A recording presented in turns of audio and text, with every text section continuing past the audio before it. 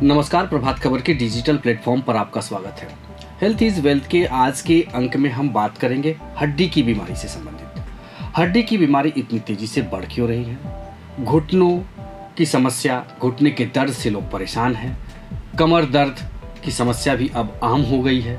इन तमाम बिंदुओं पर बातचीत करने के लिए हमने आज अपने स्टूडियो में आमंत्रित किया है ऑर्किड मेडिकल अस्पताल के हड्डी रोग विशेषज्ञ डॉक्टर अनुभव जैन को। सर, आपका स्वागत है। और सबसे पहले हम ये सवाल लेंगे कि घुटने में दर्द की परेशानी जो है अब आम हो गई है। पहले ये बुजुर्गों को हुआ करता था, अब पता चल रहा है कि कम उम्र में भी ये समस्या है। वजह क्या है सर? देखिए, जैसे जैसे हमारी उम्र बढ़ती है, जैसे हमारे बाल सफ़ेद होते हैं, वैसे ही हमारे घुटनों की चिकनाहट कम होने लगती है, जिसे हम गठिया बोलते हैं जी। आजकल यंग पॉपुलेशन में बिकॉज लोग व्यायाम कम करते हैं, स्ट्रेस ज़्यादा लेते हैं और वजन को कंट्रोल नहीं करते हैं, उसके कारण ये इवन कम समय में, कम उम्र के लोगों में भी देखी जा रही है जी। अच्छा, एक चीज़ और ये देखेंगे कि जैसे मान के चलिए कि ये तो पता चल गया कि कम उम्र में हो रहा है, इलाज क्या क्या है सर ये?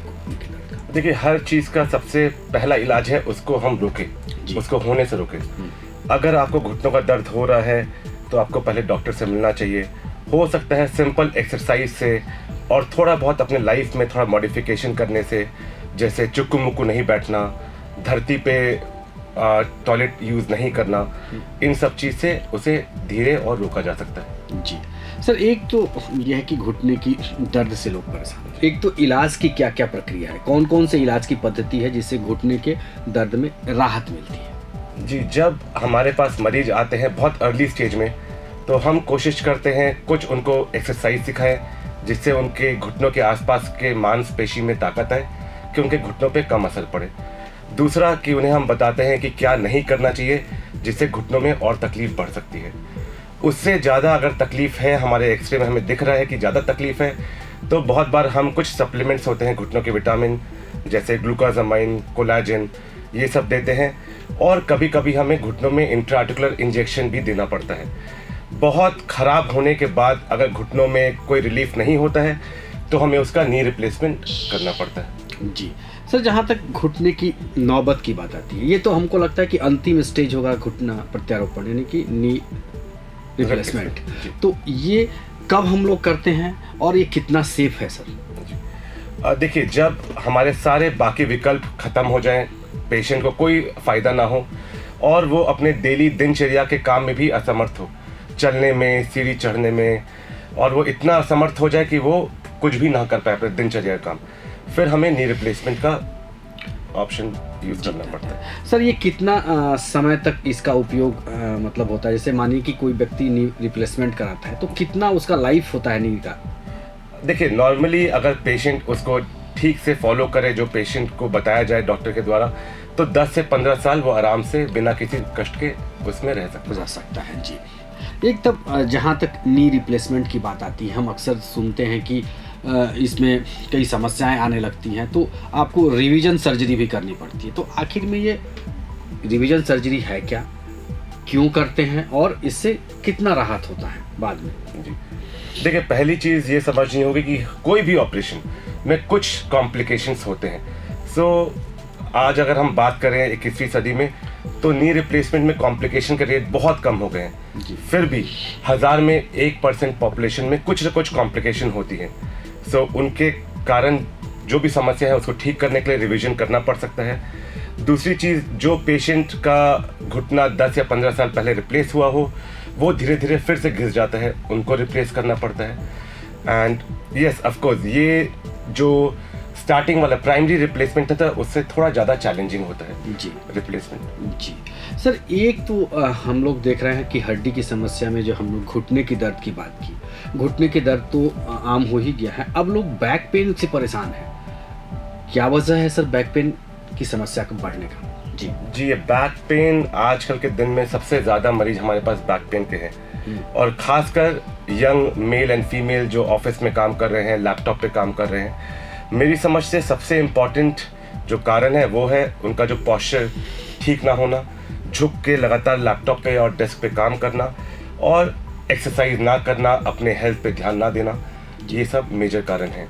जी सर, आपने कहा जैसे पोस्चर की गड़बड़ी है, तो कैसा पोस्चर होना चाहिए आदमी के पास कि वो बैक पेन की समस्या से दूर रहे, और कुछ बैठने उठने का कोई अंतराल भी होना चाहिए क्या? जी बताएं। जी, पहला चीज़ है, जैसे हम बैठते हैं कुर्सी पे, बहुत लोग जो लैपटॉप पे काम करते हैं वो ऐसे झुक के लगातार काम करते हैं, उससे आपके बैक पे बहुत स्ट्रेन पड़ता है।